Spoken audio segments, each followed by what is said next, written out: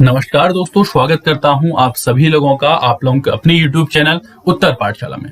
दोस्तों, आज की इस वीडियो में हम बात करने वाले हैं जनरल साइंस एमसीक्यू के बारे में, जो आपके एग्जाम प्रयोगशाला सहायक एवं पर्यावरण पर्यवेक्षक के लिए बहुत ही ज्यादा उपयोगी होने वाले हैं। और सिर्फ इसी एग्जाम के लिए दोस्तों, जिस किसी एग्जाम की भी आप तैयारी कर रहे हैं और उस एग्जाम में अगर जनरल साइंस का पोर्शन पूछा जाता है तो उन सभी एग्जाम्स के लिए जो सेशन है जनरल साइंस एमसीक्यू का सेशन बहुत ही ज्यादा इंपॉर्टेंट होने वाला है। और ये इस सीरीज का पार्ट 6 है। इससे पहले हम लोग 5 पार्ट्स इस सीरीज के कर चुके हैं। तो सबसे पहले दोस्तों, आप सभी लोग इस वीडियो को अपने दोस्तों के साथ अपने व्हाट्सएप ग्रुप्स में एक बार शेयर कर देंगे, ताकि ज्यादा से ज्यादा लोग हमारे साथ जुड़ सकें और लाइव चैट पे हमें ज्यादा से ज्यादा आंसर हमारे क्वेश्चंस के मिल सकें। ठीक है, तो सबसे पहले आप सभी लोग इस सेशन को एक बार लाइक कर देंगे, शेयर कर देंगे और चैनल को एक बार सब्सक्राइब कर देंगे। आपका सब्सक्राइब करना चैनल को बहुत ज्यादा जरूरी है। अगर आप लाइव चैट पे हमारे क्वेश्चन के आंसर देना चाहते हैं तो चैनल आपने सब्सक्राइब किया होना आवश्यक है। अगर आपने चैनल सब्सक्राइब नहीं किया होगा तो आप लाइव चैट पे हमारे क्वेश्चन के आंसर नहीं दे पाएंगे। इसलिए आप सबसे पहले चैनल को सब्सक्राइब कर लीजिए, सेशन को लाइक कर दीजिए और सभी दोस्तों के साथ शेयर कर दीजिए। ठीक है, तो दोस्तों, इस जनरल साइंस एमसीक्यू की शुरुआत हमने करी थी क्लास 9 से। क्लास 9 के एनसीईआरटी से रिलेटेड हमने एमसीक्यू स्टार्टिंग में सॉल्व किए थे। अगर मैं बात करूं अपने पार्ट फर्स्ट की, यानी कि फर्स्ट सेशन की, तो फर्स्ट सेशन के अंतर्गत हमने जो बात करी थी एमसीक्यू की, तो वो हमारे थे केमिस्ट्री से रिलेटेड एमसीक्यू, जो क्लास 9 की एनसीईआरटी में थे, यानी कि कंप्लीट एनसीईआरटी क्लास 9 की केमिस्ट्री के जो हैं वो हमारे पार्ट फर्स्ट में हमने कंप्लीट कर लिए थे। उसके बाद हम जो, अगर मैं बात करूं session second and session third की, तो उसमें बायोलॉजी वाला सेक्शन जो था क्लास 9 का वो हमने कंप्लीट किया था। उसके बाद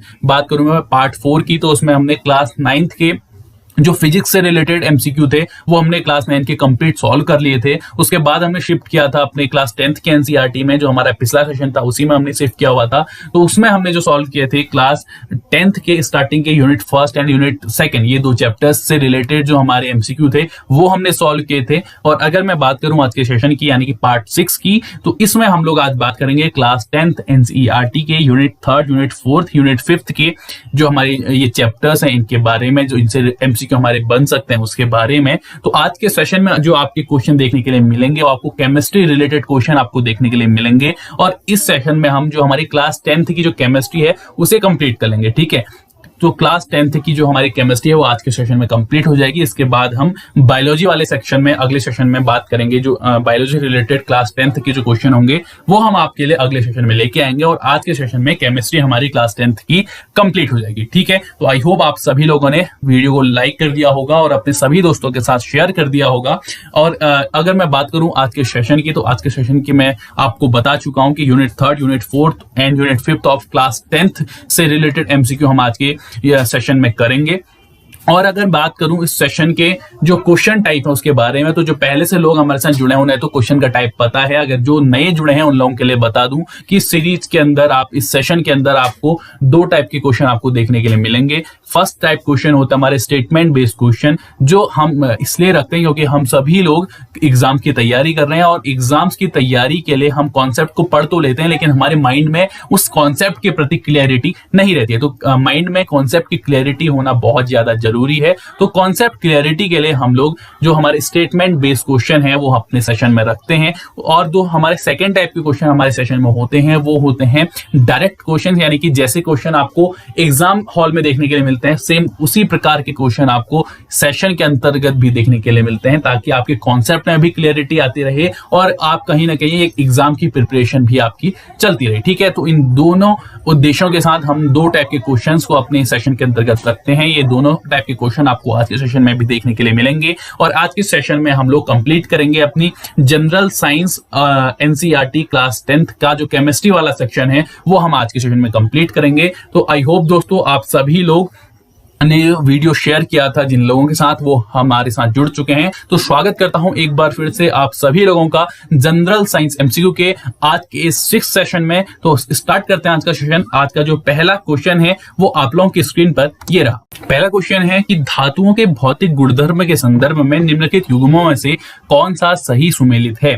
पहला, अघात वर्ध्यता धातुओं को पीटने पर उनके पतला होने का गुण है। दूसरा, तन्यता धातु के पतले तार के रूप में खींच सकने वाला गुण है। और ध्वनिक सोनोरस यानी कि कठोर सतह से टकराकर आवाज उत्पन्न क्षमता करने वाली धातुएं हैं। तो आपको बताना है कि इन तीनों में से कौन सा सही उत्तर है। पहला ऑप्शन आपका यानी कि ऑप्शन ए है, केवल पहला सही है। बी ऑप्शन आपका है दूसरा और तीसरा दोनों सही हैं। सी ऑप्शन है केवल थर्ड सही है और डी ऑप्शन है पहला, दूसरा और तीसरा तीनों सही है। आपको बताना है कि धातुओं के भौतिक गुणधर्म के संदर्भ में इन तीनों में से कौन सा कथन सही है।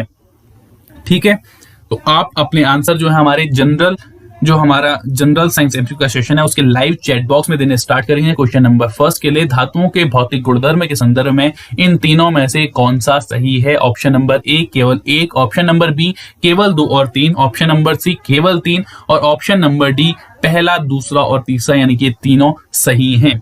मेलेबिलिटी, डक्टिलिटी और सोनोरस ये तीनों स्टेटमेंट इनके बारे में दिए गए हैं। आपको बताना है कि इन तीनों में से कौन सा सही है। तो हम बात करें अगर इसके सही आंसर की, तो इस क्वेश्चन का जो सही आंसर है वो है ऑप्शन नंबर डी, यानी कि धातुओं के भौतिक गुणधर्म के संदर्भ में जो तीनों आपको दिए गए हैं, मेलेबिलिटी, डक्टिलिटी, सोनोरस या कहें आघातवर्ध्यता, तन्यता, ध्वनिक, इनसे रिलेटेड जो तीनों कथन हमें दिए गए थे, ये तीनों के तीनों कथन भौतिक गुणधर्म के संदर्भ में एकदम सही है। यानी कि क्वेश्चन नंबर 1 के लिए जिस किसी ने भी ऑप्शन नंबर डी सेलेक्ट किया था, आप सभी लोग बिल्कुल सही हैं। आगे बढ़ते हैं अगले क्वेश्चन की ओर। अगला क्वेश्चन ये रहा कि निम्नलिखित में से कौन सी अधातु सामान्य वातावरण में द्रव अवस्था में पाई जाती है। ए कार्बन, बी ब्रोमीन, सी आयोडीन और डी हाइड्रोजन। आपको बताना है कि इन 4 ऑप्शन में से कौन सी अधातु सामान्य वातावरण में द्रव अवस्था में पाई जाती है।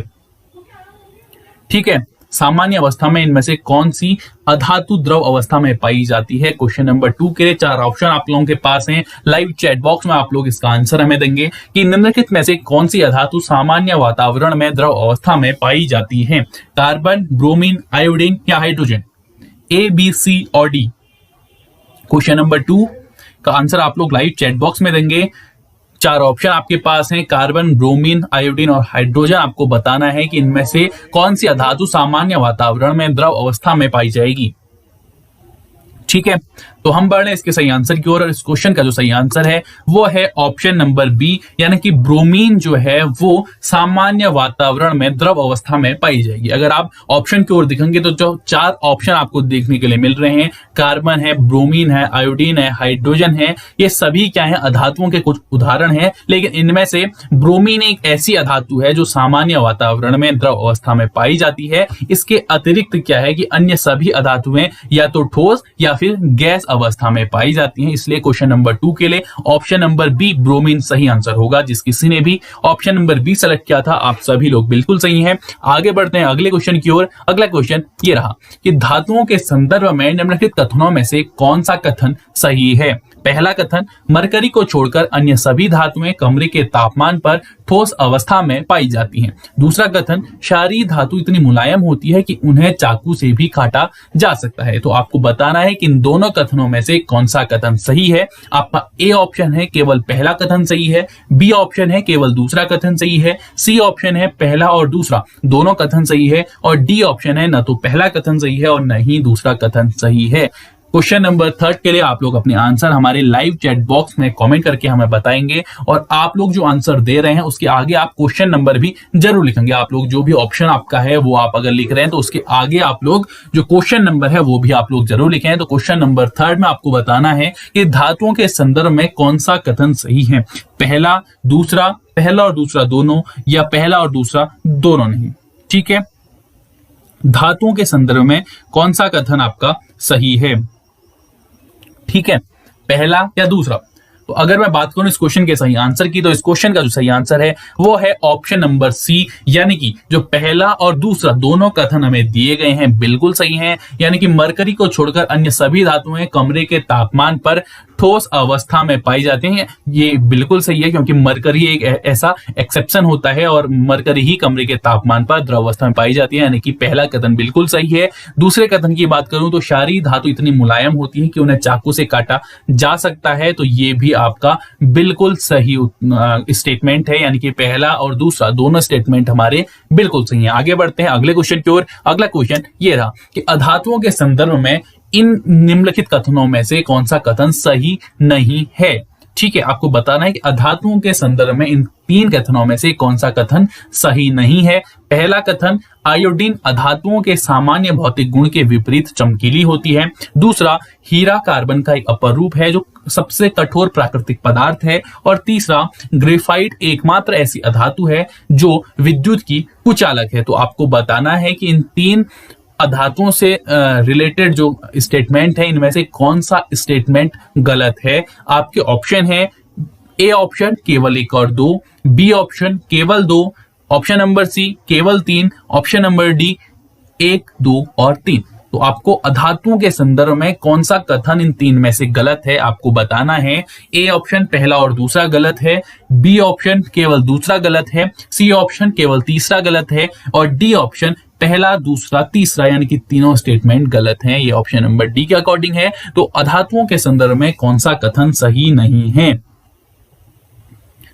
ठीक है, तो अगर मैं बात करूं इस क्वेश्चन के आंसर की, तो इस क्वेश्चन का जो सही आंसर है वो है ऑप्शन नंबर सी, यानी कि जो हमारा थर्ड स्टेटमेंट है वो हमारा गलत है और पहला और दूसरा जो दो स्टेटमेंट हमारे हैं वो बिल्कुल सही है अधातुओं के संदर्भ में। तो अधातुओं के संदर्भ में अगर मैं बात करूं पहले स्टेटमेंट की, तो आयोडीन अधातुओं के सामान्य भौतिक गुण के विपरीत चमकीली होती है, तो बिल्कुल सही बात है, यानी कि पहला कथन सही है। दूसरे कथन की बात करूं तो हीरा कार्बन का एक अपरूप है जो सबसे कठोर प्राकृतिक पदार्थ है, क्योंकि इसका गलनांक और क्वथनांक ये दोनों भी क्या होते हैं, बहुत ज्यादा उच्च होते हैं। तो जो दूसरा हमारा कथन है ये भी एकदम सही है। बात करूं थर्ड कथन की, तो ग्रेफाइट एकमात्र ऐसी अधातु है जो विद्युत की कुचालक है, तो ये हमारा बिल्कुल गलत स्टेटमेंट है, क्योंकि ग्रेफाइट एक ऐसी अधातु है जो विद्युत की सुचालक है और ग्रेफाइट कार्बन का ही एक क्या है, अपर रूप है। ठीक है, तो ग्रेफाइट विद्युत की कुचालक नहीं बल्कि क्या है, एक सुचालक है और ग्रेफाइट क्या है, कार्बन का एक अपर रूप है। ठीक है, तो इसलिए क्वेश्चन नंबर 4 में हमारा जो थर्ड स्टेटमेंट था वो गलत था, यानी कि ऑप्शन नंबर सी इस क्वेश्चन के लिए हमारा राइट आंसर होगा। आगे बढ़ते हैं अगले क्वेश्चन की ओर। अगला क्वेश्चन ये रहा कि निम्नलिखित कथनों पर विचार कीजिए। पहला कथन, सभी धातु ऑक्साइडों की प्रकृति क्षारकीय होती है। दूसरा कथन, चांदी अत्यंत अधिक ताप पर भी ऑक्सीजन के साथ अभिक्रिया नहीं करती है। और तीसरा कथन, सोना जल की किसी भी अवस्था यानी कि ठोस, द्रव और गैस के साथ बिल्कुल भी अभिक्रिया नहीं करता है। तो आपको बताना है कि इन तीन कथनों में से कौन सा कथन सही है। ए केवल 1 और 2, बी केवल 2 और 3, सी केवल 1 और 3 और डी केवल 3। तो ये चार ऑप्शन है क्वेश्चन नंबर 5 के लिए। इस क्वेश्चन का आंसर आप लोग हमारे लाइव चैट बॉक्स में देंगे। तो आपको बताना है कि इन तीनों कथनों में से कौन सा कथन हमारा सही है। पहला, दूसरा, तीसरा, ये तीन कथन है आपके पास, चार ऑप्शन है। पहला ऑप्शन है आपके पास ए ऑप्शन जो बोल रहे हैं कि पहला और दूसरा कथन सही है। बी ऑप्शन है जो बोलता है कि दूसरा और तीसरा कथन सही है। और सी ऑप्शन है वो बोलता है कि पहला और तीसरा कथन सही है। और डी ऑप्शन बोलता है कि सिर्फ तीसरा कथन सही है। ये चार ऑप्शन आप लोगों के पास हैं। ठीक है, तो क्वेश्चन नंबर 5 की अगर मैं आंसर की बात करूं तो इस क्वेश्चन का सही आंसर है ऑप्शन नंबर बी, यानी कि सेकेंड और थर्ड जो हमारे स्टेटमेंट है ये बिल्कुल सही है। ये लेकिन जो हमारा पहला स्टेटमेंट है जो बोलता है कि सभी धातु ऑक्साइडों की प्रकृति क्षारकीय होती है, तो ये क्या है, बिल्कुल गलत है। ठीक है, क्योंकि वायु में जलने पर लगभग सभी जो धातुएं होती हैं वो धातु ऑक्साइड देती हैं। और अधिकतर क्या होता है, धातु ऑक्साइडों की प्रकृति क्या होती है, क्षारकीय होती है। परंतु कुछ ऑक्साइड क्या होते हैं, अम्लीय और क्षारकीय दोनों प्रभाव क्या करते हैं, प्रदर्शित करते हैं। जैसे उदाहरण के लिए हम बोल सकते हैं एल्यूमिनियम ऑक्साइड और जिंक ऑक्साइड जो है वो अम्लीय और क्षारकीय प्रभाव प्रदर्शित करते हैं। लेकिन तो हम ये नहीं कह सकते कि जो सभी धातु ऑक्साइड होते हैं वो उनकी जो प्रकृति होती है वो क्या होती है, क्षारकीय होती है। यानी कि जो पहला स्टेटमेंट है हमारा वो गलत है, लेकिन सेकंड एंड थर्ड स्टेटमेंट हमारा बिल्कुल सही है। ठीक है, तो option number B question number 5 का राइट आंसर होगा। आगे बढ़ते हैं अगले क्वेश्चन की ओर। अगला क्वेश्चन ये रहा कि निम्नलिखित में से कौन सी धातुएं खुले वातावरण में रखने पर जलने लगती हैं। पहला सोडियम, दूसरा पोटेशियम, तीसरा लिथियम। आपको बताना है कि इन तीनों में से कौन सा सही है। ए ऑप्शन पहला और दूसरा सही है, बी ऑप्शन दूसरा और तीसरा सही है, सी ऑप्शन सिर्फ तीसरा और डी ऑप्शन पहला, दूसरा और तीसरा। आपको बताना है कि जो तीन धातुएं आपको दी गई हैं इनमें से कौन सी धातु खुले वातावरण में रखने पर जलने लगती हैं। सोडियम, पोटेशियम, लिथियम, ये 3 धातुएं हैं आपके पास। 4 ऑप्शन है। आप लोग इसका आंसर हमारे लाइव चैट बॉक्स में कमेंट करके हमें बताएंगे और आप लोग में से जो भी लोग हमारे साथ नए जुड़े हैं वो लोग सेशन को लाइक कर देंगे और सेशन को अपने दोस्तों के साथ शेयर भी करेंगे। और आपने अगर चैनल को सब्सक्राइब नहीं किया है तो चैनल को सब्सक्राइब भी आप जरूर कर लीजिएगा। अगर आपने चैनल को सब्सक्राइब नहीं किया होगा तो आप लोग लाइव चैट बॉक्स में हमारे आंसर नहीं दे पा रहे होंगे, ठीक है। तो इसलिए आप चैनल को सब्सक्राइब भी जरूर कीजिए। तो क्वेश्चन नंबर 6 के आंसर की ओर हम लोग बढ़ रहे हैं। तो क्वेश्चन नंबर 6 का जो आंसर है वो है ऑप्शन नंबर ए, यानी कि जो सोडियम और पोटेशियम है वो खुले वातावरण पर रखने पर जलने लगते हैं, लेकिन लिथियम जो है वो खुले वातावरण में रखने पर नहीं जलती है, ठीक है। तो क्या होता है, सोडियम और पोटेशियम जो धातुएं होती हैं वो बहुत ही ज्यादा क्या होती हैं, अभिक्रियाशीलता प्रदर्शित करती हैं और ये इतनी ज्यादा अधिक अभिक्रियाशील होती हैं कि खुले में रखने पर आग पकड़ लेते हैं। लेकिन जो लिथियम है, लिथियम इतनी ज्यादा अभिक्रियाशील नहीं है जो खुले वातावरण पर रखने पर आग पकड़ ले। तो सोडियम और पोटेशियम जो है वो खुले वातावरण पर रखने पर जलने लगती हैं। इसीलिए इस प्रकार के जो धातुएं होती हैं उन्हें क्या होता है, सुरक्षित रखने के लिए, ताकि वो अचानक से आग ना पकड़े, इसके लिए उन्हें केरोसिन ऑयल में डुबोकर रखा जाता है। इसलिए क्वेश्चन नंबर 6 के लिए जो हमारा ऑप्शन नंबर ए है वो बिल्कुल सही होगा। आगे बढ़ते हैं अगले क्वेश्चन की ओर। अगला क्वेश्चन ये रहा कि एनोडीकरण के संदर्भ में निम्नलिखित में से कौन सा कथन सही है। ए, यह अधातुओं पर ऑक्साइड की परत बनाने की प्रक्रिया है। बी, यह धातुओं पर चढ़ने वाली जंग की परत को हटाने की प्रक्रिया है। सी, यह एल्यूमिनियम धातु पर चढ़ी ऑक्साइड की परत को हटाने की प्रक्रिया है। या डी, यह एल्यूमिनियम धातु पर मोटी ऑक्साइड की परत बनाने की प्रक्रिया है। तो इसका आंसर आप लोग हमारे लाइव चैट बॉक्स में देंगे कि एनोडीकरण के संदर्भ में आप लोगों को बताना है कि इन 4 ऑप्शन में से कौन सा ऑप्शन सही है, ए, बी, सी और डी, ठीक है। एनोडीकरण के संदर्भ में इन 4 ऑप्शन में से कौन सा ऑप्शन सही है।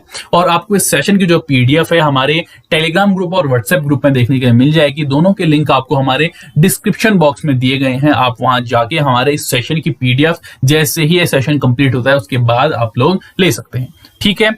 तो एनोडीकरण के संदर्भ में इनमें से कौन सा कथन सही है, अगर हम बात करें इसके सही आंसर की, तो option number D question number 7 के हमारा राइट आंसर होगा। यानी कि जो एनोडीकरण के संदर्भ में जो हमारा ऑप्शन नंबर डी है वो सही है। यानी कि जो एनोडीकरण है यह एल्यूमिनियम धातु पर मोटी ऑक्साइड की परत बनाने की प्रक्रिया है। ये हमारा बिल्कुल सही आंसर होगा। यानी कि क्वेश्चन नंबर 7 के लिए ऑप्शन नंबर डी जिसने भी सिलेक्ट किया था आप सभी लोग बिल्कुल सही है। यानी कि एनोडीकरण के संदर्भ में कौन सा कथन सही हमने बताना था, तो ऑप्शन नंबर डी यानी कि कथन नंबर डी हमारा बिल्कुल सही है, जो बोलता है कि एल्यूमिनियम धातु पर मोटी ऑक्साइड की परत बनाने की प्रक्रिया ही क्या कहलाती है, एनोडीकरण कहलाती है। यानी कि क्वेश्चन नंबर 7 के लिए option number D right answer होगा। आगे बढ़ते हैं अगले क्वेश्चन की ओर। अगला क्वेश्चन ये रहा कि सामान्यतः धातुएं अम्ल से क्रिया करके हाइड्रोजन गैस उत्सर्जित करती हैं, परंतु जब धातुएं नाइट्रिक अम्ल HNO3 के साथ क्रिया करती हैं तो ऐसा नहीं होता है, क्योंकि ए, नाइट्रिक अम्ल एक प्रबल ऑक्सीकारक होता है। बी, नाइट्रिक अम्ल एक प्रबल अपचायक है। सी, नाइट्रिक अम्ल धातुओं के साथ क्रिया नहीं करता है। या डी, नाइट्रिक अम्ल केवल अधातुओं से क्रिया करता है। क्वेश्चन नंबर 8 के लिए आप लोग अपने आंसर हमारे लाइव चैट बॉक्स में हमें बताएंगे कि सामान्यतः धातुएं अम्ल से क्रिया करके हाइड्रोजन गैस उत्सर्जित करती हैं, परंतु जब धातुएं नाइट्रिक अम्ल यानी कि HNO3 के साथ क्रिया करती हैं तो ऐसा नहीं होता है। ऐसा क्यों नहीं होता है, इन 4 ऑप्शन में से ए, बी, सी, डी में से आपको बताना है क्वेश्चन नंबर 8 के लिए।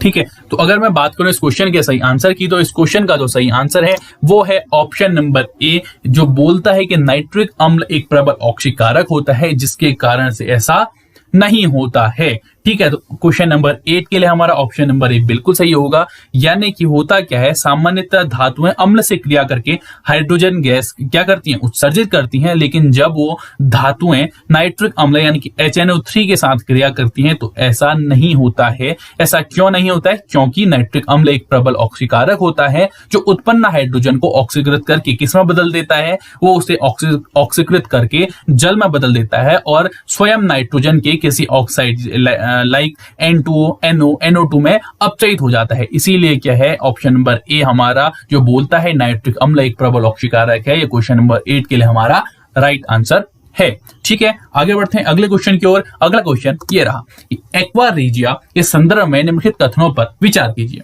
पहला, यह सांद्र नाइट्रिक अम्ल तथा सांद्र हाइड्रोक्लोरिक अम्ल का 3:1 के अनुपात का ताजा मिश्रण होता है। दूसरा, यह सोना और प्लेटिनम को गलाने में सक्षम होता है। तीसरा, यह एक प्रबल संक्षारक होता है। तो आपको बताना है कि इन तीनों में से कौन सा कथन सही नहीं है।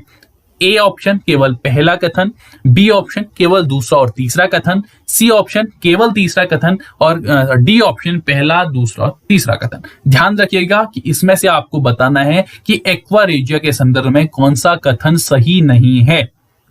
ठीक है, पहला, दूसरा, तीसरा, ये 3 कथन है, 4 ऑप्शन है। आंसर आप लोग लाइव चैट बॉक्स में कमेंट करके हमें बताएंगे कि एक्वा रेजिया के संदर्भ में इन 3 कथन में से कौन सा कथन सही नहीं है। ऑप्शन नंबर ए केवल फर्स्ट, ऑप्शन नंबर बी केवल second and third, option number C केवल third and option number D first, second and third. Aqua regia के संदर्भ में आपको बताना है कि इन तीनों में से कौन सा कथन सही नहीं है।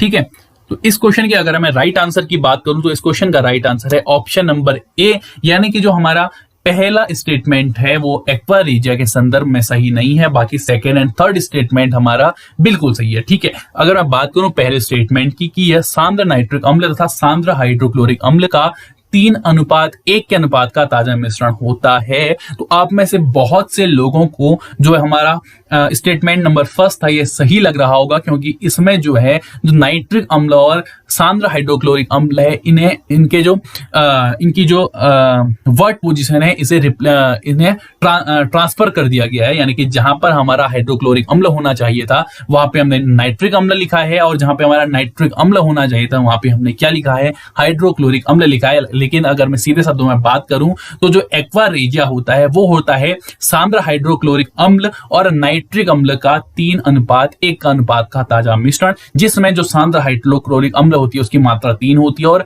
नाइट्रिक अम्ल की मात्रा 1 होती है। लेकिन मैं बात करूंगा स्टेटमेंट के अकॉर्डिंग मैं बात करूं तो स्टेटमेंट में हमें नाइट्रिक अम्ल की मात्रा 3 और हाइड्रोक्लोरिक अम्ल की मात्रा 1 के अनुपात का ताजा मिश्रण एक्वा रेजिया को बताया गया है, जो कि गलत है। ठीक है, सही अनुपात क्या है, जिसमें 3 सांद्र हाइड्रोक्लोरिक अम्ल की मात्रा होगी और पहला जो होगा यानी कि 1 मात्रा होगी सांद्र नाइट्रिक अम्ल की, ये हमारा सही अनुपात होता है एक्वा रेजिया के लिए। ठीक है, यानी कि पहला स्टेटमेंट हमारा गलत है और सेकंड एंड थर्ड स्टेटमेंट यानी कि सेकंड स्टेटमेंट जो बोलता है कि यह सोना और प्लेटिनम को गलाने में सक्षम होता है, एकदम सही बात। और तीसरा स्टेटमेंट की ये प्रबल संक्षारक भी होता है, तो ये भी एकदम सही बात, यानी कि दूसरा तीसरा स्टेटमेंट बिल्कुल सही था। पहला स्टेटमेंट गलत है, लेकिन ये सही हो सकता था अगर सांद्र नाइट्रोक्लोरिक अम्ल और हाइड्रोक्लोरिक अम्ल की हमारी जो वर्ड पोजीशन है उसे हम दोनों को अपने अपने स्थान से हटा के दूसरे स्थान पर रख दें, यानी कि जहां पे नाइट्रिक था वहां पे हाइड्रोक्लोरिक कर दें और जहां पे हाइड्रोक्लोरिक था वहां पे नाइट्रिक करने के बाद हम इसको सही कर देंगे, क्योंकि जो एक्वा रेजिया का अनुपात होता है उसमें जो हाइड्रोक्लोरिक अम्ल की मात्रा का अनुपात होता है वो 3 होता है और जो नाइट्रिक अम्ल होता है वो 1 होता है। ये ध्यान में रखिएगा, 3:1 में 3 में हाइड्रोक्लोरिक अम्ल और 1 अनुपात होता है उसमें नाइट्रिक अम्ल का। तो इसलिए ऑप्शन नंबर ए हमारा क्वेश्चन नंबर 9 का राइट आंसर होगा। आगे बढ़ते हैं अगले क्वेश्चन की ओर। अगला क्वेश्चन ये रहा कि निम्नलिखित में से सर्वाधिक और न्यूनतम अभिक्रियाशीलता वाला युग्म कौन सा है। ए गोल्ड और मरकरी, बी सोडियम और आयरन, सी पोटेशियम और हाइड्रोजन और डी पोटेशियम और गोल्ड। ठीक है, 4 ऑप्शन है, आपको बताना है कि सबसे अधिक और सबसे कम अभिक्रियाशीलता वाला युग्म, यानी कि जिसमें एक सबसे अधिक अभिक्रियाशील हो और एक सबसे कम अभिक्रियाशील हो, तो ऐसा कौन सा युग्म आपको इन 4 ऑप्शन में देखने के लिए मिल रहा है। आप लोग अपना आंसर जो है हमारे जो चैट बॉक्स है उसमें कमेंट करके बताएंगे। ए गोल्ड और मरकरी, बी सोडियम और आयरन, सी पोटेशियम और हाइड्रोजन, डी पोटेशियम और गोल्ड। ठीक है, तो आपको बताना है सर्वाधिक और न्यूनतम अभिक्रियाशीलता वाला युग्म, क्वेश्चन नंबर 10।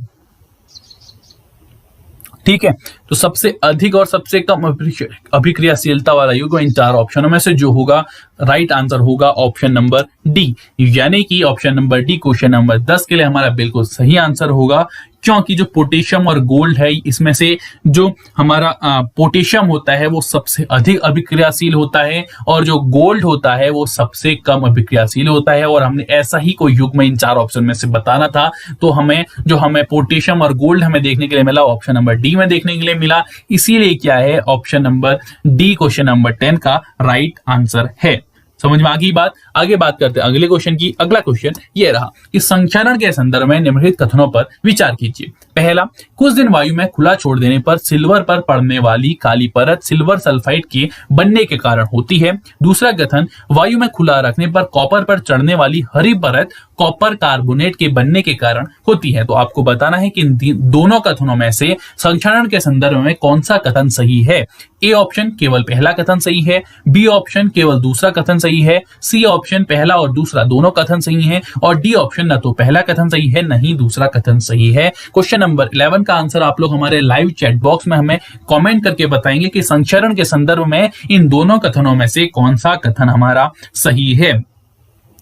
पहला और दूसरा दो कथन है, चार ऑप्शन है, आप लोगों को सही आंसर हमें हमारे लाइव चैट बॉक्स में कमेंट करके बताना है। क्वेश्चन नंबर 11 के लिए आप लोग जो भी अपने आंसर दे रहे हैं उसके साथ आप लोग क्वेश्चन नंबर भी जरूर लिखें, यानी कि अपने आंसर आप 11A 11B 11C 11D इस टाइप से दें, यानी कि जो भी ऑप्शन आप लोग हमें कमेंट करें उसके आगे आप लोग क्वेश्चन नंबर भी जरूर लिखें।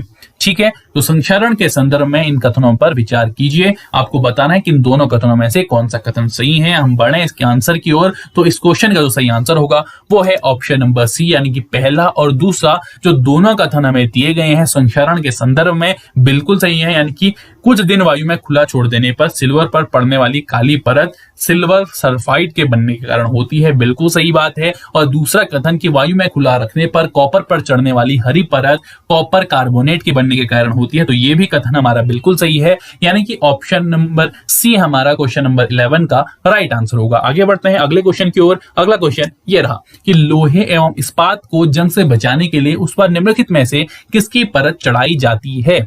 ए जस्ता, बी सीसा, सी क्रोमियम या डी तांबा। क्वेश्चन है आपका, लोहे और इस्पात को जंग से बचाने के लिए उस पर निम्नलिखित में से किसकी परत चढ़ाई जाती है। जस्ता, सीसा, क्रोमियम और तांबा। आंसर आप लोग लाइव चैट बॉक्स में हमें कमेंट करके बताएंगे। और जो लोग भी हमारे साथ नए जुड़े हैं वो सभी लोग सेशन को लाइक कर दीजिए एक बार, और चैनल को आपने सब्सक्राइब नहीं किया है तो चैनल को एक बार सब्सक्राइब कर लीजिएगा। ठीक है, क्वेश्चन नंबर 12, चार ऑप्शन है आपके पास, जस्ता, सीसा, क्रोमियम और तांबा। आंसर आप लोग लाइव चैट बॉक्स में कमेंट करके हमें बताएंगे।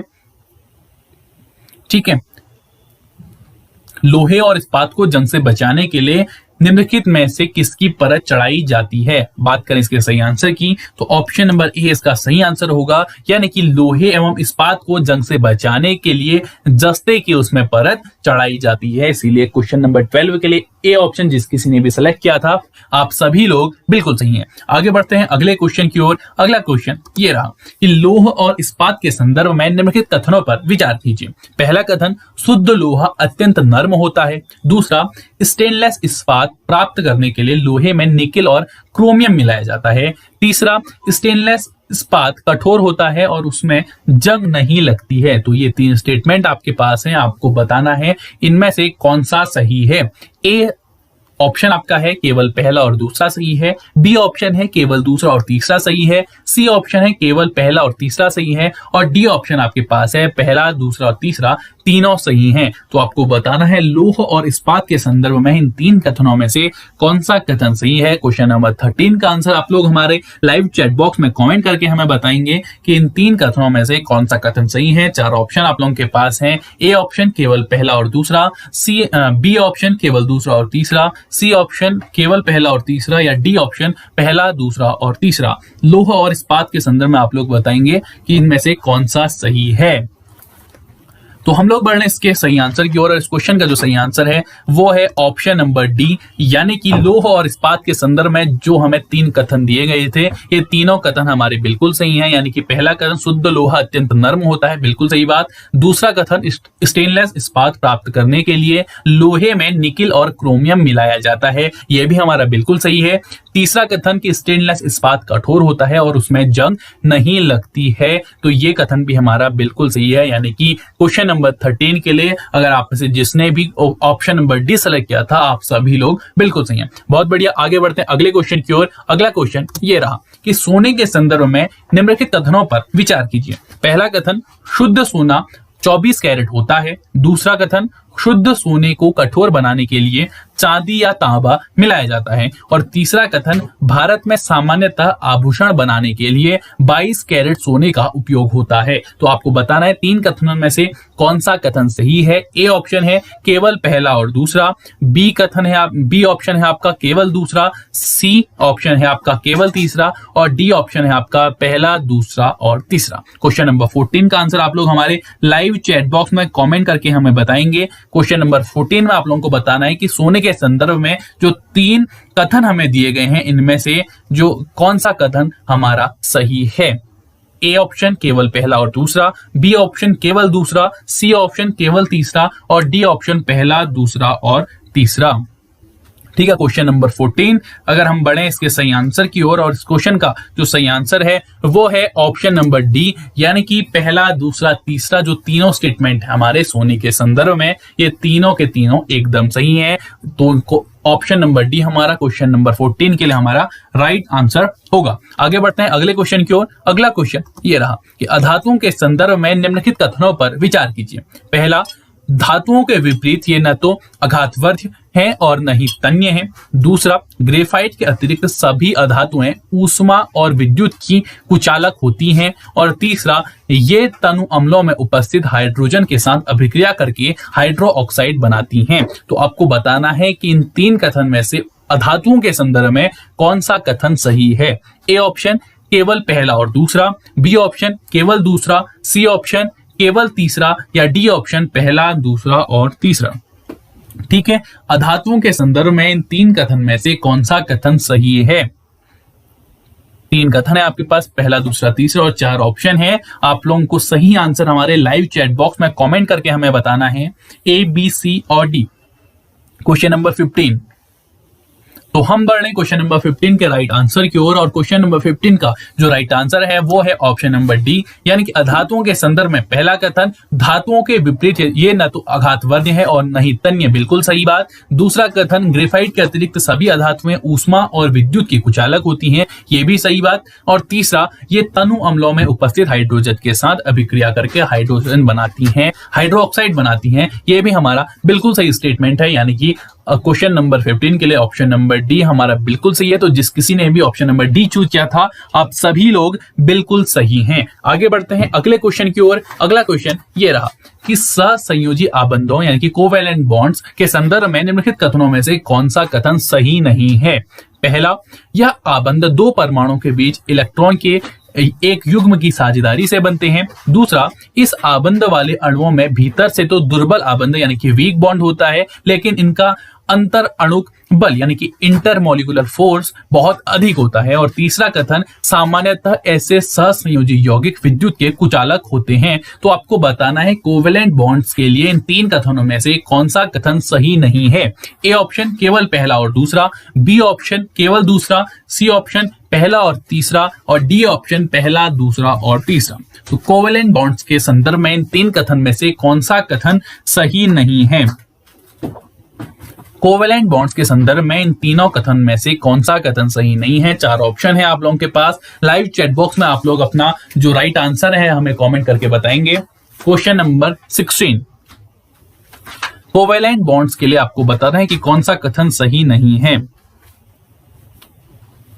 तो हम बढ़ रहे हैं इसके सही आंसर की ओर। इस क्वेश्चन का जो सही आंसर है वो है ऑप्शन नंबर बी, यानी कि जो हमारा सेकंड स्टेटमेंट है वो गलत है कोवेलेंट बॉन्ड्स के संदर्भ में। बाकी पहला और तीसरा स्टेटमेंट हमारा बिल्कुल सही है। बात करूं पहले स्टेटमेंट की कि जो हमारे कोवेलेंट बॉन्ड्स होते हैं वो दो परमाणुओं के बीच इलेक्ट्रॉन के एक युग्म की साझेदारी से बनते हैं, बिल्कुल सही बात है। अगर मैं बात करूं हमारे दूसरे स्टेटमेंट की कि इस आबंध वाले अणुओं में भीतर से तो दुर्बल आबंध होता है, लेकिन इनका अंतर अणुक बल यानी कि इंटरमोलिकुलर फोर्स जो है बहुत अधिक होता है, ये हमारा बिल्कुल गलत स्टेटमेंट है। क्योंकि जो ये कोवेलेंट बॉन्ड्स होते हैं इनके जो अणु होते हैं, इनके अणुओं के भीतर तो क्या होते हैं, स्ट्रॉन्ग बॉन्ड होते हैं, लेकिन बाहर लेकिन इनका जो अंतर अणु बल होता है यानी कि इंटरमॉलिक्यूलर फोर्स जो होता है वो बहुत ज्यादा कम होता है। इसीलिए क्या होता है, इस प्रकार के जो यौगिक होते हैं इनके गलनांक और क्वथनांक भी क्या होते हैं, बहुत कम होते हैं। ठीक है, तो कोवेलेंट बॉन्ड्स के जो भीतर क्या होते हैं,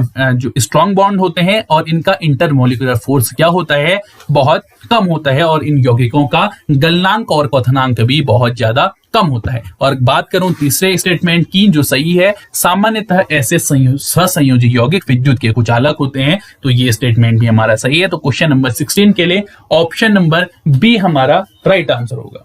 ठीक है, आगे बढ़ते हैं अगले क्वेश्चन की ओर। अगला क्वेश्चन ये रहा कि कार्बन के संदर्भ में निम्नलिखित कथनों में से कौन सा कथन सही नहीं है। पहला कथन, सभी कार्बन पर आधारित संरचनाएं सजीव होती हैं, और दूसरा कथन, अधिकांश कार्बन यौगिक अच्छे विद्युत चालक नहीं होते हैं। तो आपको बताना है कि इन दोनों कथनों में से कौन सा कथन सही नहीं है।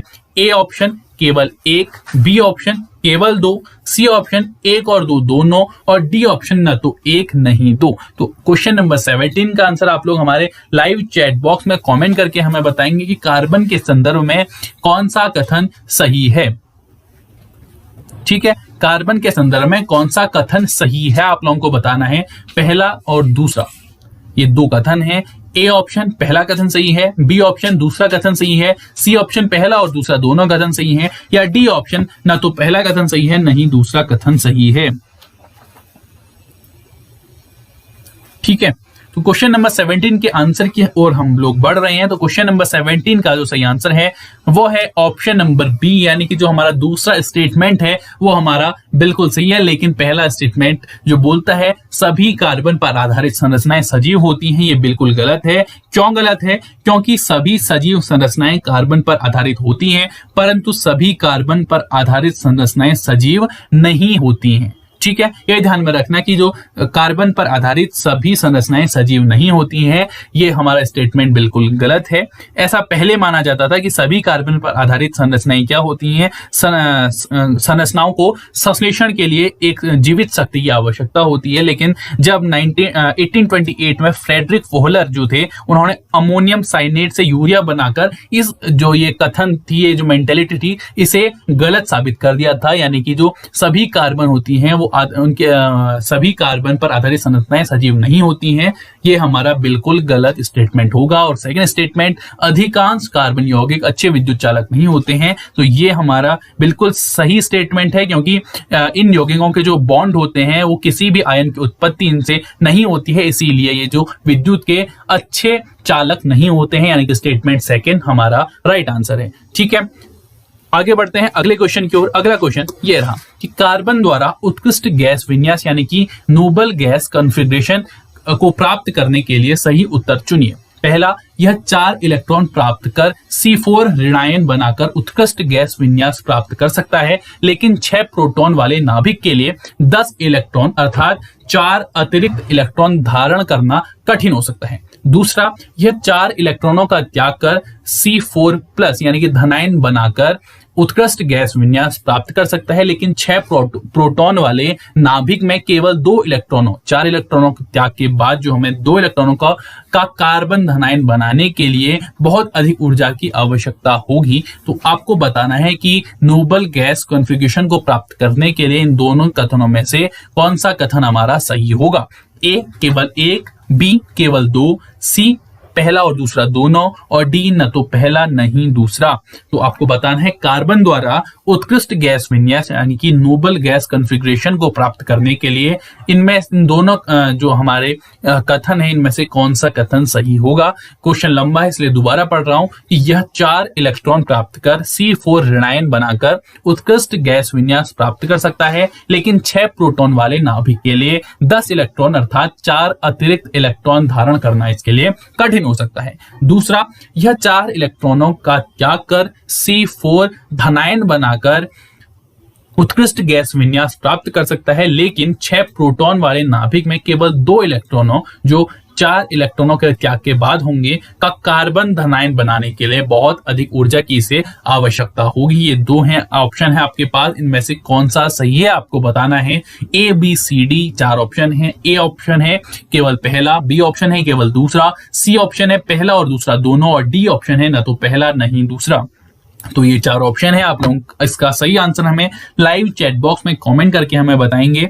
नोबल गैस कॉन्फ़िगरेशन के संदर्भ में इनमें से कौन सा सही है, उसको प्राप्त करने के लिए इन दोनों कथनों में से कौन सा कथन हमें सही है, इनमें से सही उत्तर आप लोगों को बताना है। अगर मैं बात करूं इसके सही उत्तर की, तो इसका सही उत्तर होगा ऑप्शन नंबर सी होगा, यानी कि पहला और दूसरा जो भी हमें कार्बन द्वारा जो उत्कृष्ट गैस विन्यास यानी कि नोबल गैस कॉन्फ़िगरेशन को प्राप्त करने के लिए जो हमें दोनों स्टेटमेंट दिए गए हैं, ये दोनों के दोनों हमारे बिल्कुल सही हैं, यानी कि क्वेश्चन नंबर 18 के लिए ऑप्शन नंबर सी हमारा राइट आंसर होगा। आगे बढ़ते हैं अगले क्वेश्चन की ओर। अगला क्वेश्चन ये रहा कि निम्नलिखित में से कौन से कार्बन का अपर रूप है।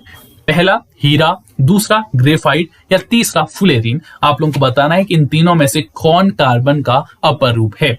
ए ऑप्शन केवल पहला और दूसरा, बी ऑप्शन केवल दूसरा और तीसरा, सी ऑप्शन पहला और तीसरा, और डी ऑप्शन पहला दूसरा और तीसरा। आपको बताना है कि इन तीनों में से कार्बन का कौन अपर रूप है। हीरा, ग्रेफाइट और फुलेरिन 4 ऑप्शन है। क्वेश्चन नंबर 19 का आंसर आप लोग हमारे लाइव चैट बॉक्स में कमेंट करके हमें बताएंगे। ठीक है, क्वेश्चन नंबर 19 बहुत ही आसान क्वेश्चन है आज के सेशन का ये, कि आपको बताना है कि इनमें से कौन कार्बन का अपर रूप है। हीरा, graphite, fullerene, A B C D 4 option है आपके पास। अगर मैं बात करूं इसके सही आंसर की, तो ऑप्शन नंबर डी इसका बिल्कुल सही आंसर है, यानी कि हीरा, ग्रेफाइट और फुलेरिन ये तीनों के तीनों क्या हैं, कार्बन के अपर रूप हैं। लेकिन अगर मैं इसमें से बात करूं कि इन तीनों में से यानी कि हीरा, ग्रेफाइट और फुलेरिन में से किस कार्बन के अपर रूप की जो पहचान थी सबसे पहले की गई थी, आप में से अगर किसी को पता है तो आप लोग प्लीज बताएं कि इनमें से किस कार्बन के अपर रूप की पहचान सबसे पहले की गई थी। हीरे की गई थी, ग्रेफाइट की गई थी या फुलेरिन की गई थी, किसकी पहचान सबसे पहले की गई थी। पहला क्वेश्चन, पहले जो हमारा जो रियल क्वेश्चन था वो तो बहुत ज्यादा आसान था कि कार्बन का अपर रूप इनमें से कौन है, तो सभी ने आंसर दिया था कि जो तीनों है कार्बन के अपर रूप है। अब आपको बताना है कि इन तीनों में से जो कार्बन का अपर रूप है उसमें से सबसे पहले किसकी पहचान की गई थी। हीरे की सबसे पहले पहचान की गई थी, या ग्रेफाइट की गई थी, या फुलेरिन की गई थी, किसकी पहचान सबसे पहले की गई थी। तो मैं आप लोगों को बता दूं कि सबसे पहले फुलेरिन यानी कि C60 जिसे कहा जाता है फुलेरिन को, इसकी पहचान सबसे पहले की गई थी, जिसमें जो कार्बन परमाणु थे फुटबॉल के रूप में व्यवस्थित होते थे। ठीक है, तो इसमें सबसे पहले किसकी पहचान की गई थी, फुलेरिन के कार्बन के अपर रूप के रूप में सबसे पहले पहचान की गई थी। ठीक है, तो फुलेरिन वो है जिसकी पहचान सबसे पहले की गई थी कार्बन के अपर रूप में। ठीक है, आगे बात करते हैं अगले क्वेश्चन की। अगला क्वेश्चन ये रहा कि ग्रेफाइट और हीरे के संदर्भ में, पहला, ग्रेफाइट में कार्बन का प्रत्येक संयोजी परमाणु कार्बन के 4 अन्य परमाणु के साथ बंध बनाता है, जिससे एक त्रिआयामी यानी कि 3 डायमेंशनल संरचना का निर्माण होता है। दूसरा, हीरे में कार्बन का प्रत्येक संयोजी परमाणु कार्बन के 3 अन्य परमाणुओं के साथ एक ही तल पर बंध बनाता है, जिससे एक षटकोणीय व्यू यानी कि हेक्सागोनल एरे संरचना का निर्माण होता है। तो आपको बताना है कि इन दोनों कथन में से ग्रेफाइट और हीरे के संदर्भ में कौन सा कथन सही है। ए ऑप्शन केवल पहला, बी ऑप्शन केवल दूसरा, सी ऑप्शन पहला और दूसरा दोनों, और डी ऑप्शन न तो पहला नहीं दूसरा। क्वेश्चन नंबर 20 का आंसर आप लोग हमारे लाइव चैट बॉक्स में कमेंट करके हमें बताएंगे। और जो लोग भी हमारे साथ नए जुड़े हैं वो लोग सेशन को एक बार लाइक कर देंगे, और जैसे ही सेशन कंप्लीट होता है इसकी पीडीएफ आपको हमारे टेलीग्राम ग्रुप्स और व्हाट्सएप ग्रुप्स में देखने के लिए मिल जाएगी। लिंक आपको नीचे डिस्क्रिप्शन बॉक्स में दिया गया है, आप उसके माध्यम से हमें हमारे टेलीग्राम और व्हाट्सएप ग्रुप दोनों में जुड़ सकते हैं।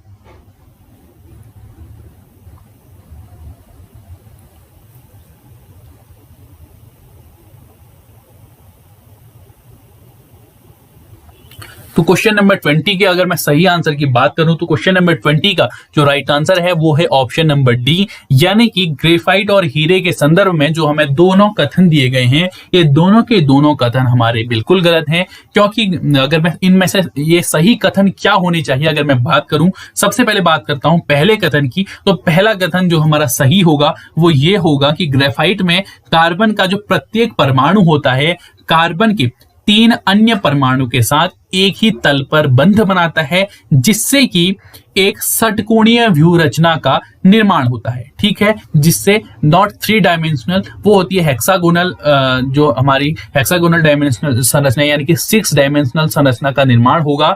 और जिससे एक कारण जिसके कारण क्या होगा कि कार्बन की जो संयोजकता होगी वो पूरी होगी और ग्रेफाइट की संरचना में षटकोणीय तल एक दूसरे के ऊपर ही क्या होंगे, व्यवस्थित होंगे। यानी कि जो पहला हमारा कथन है वो सही कथन ये होगा। और दूसरा कथन मैं अगर आपको बताऊं कि हीरे में कार्बन का प्रत्येक परमाणु कार्बन के 4 अन्य परमाणुओं के साथ बंध बनाता है, जिससे कि एक त्रिआयामी यानी कि 3 डायमेंशनल संरचना का निर्माण होगा। ये हमारा दूसरा सही कथन होगा। गलत कथन आप लोग देख ही रहे हैं, लेकिन सही कथन मैंने आप लोगों को बता दिए हैं। तो इसीलिए जो क्वेश्चन नंबर 20 के लिए हमारा पहला और दूसरा ये दोनों कथन है ये दोनों के दोनों गलत हैं।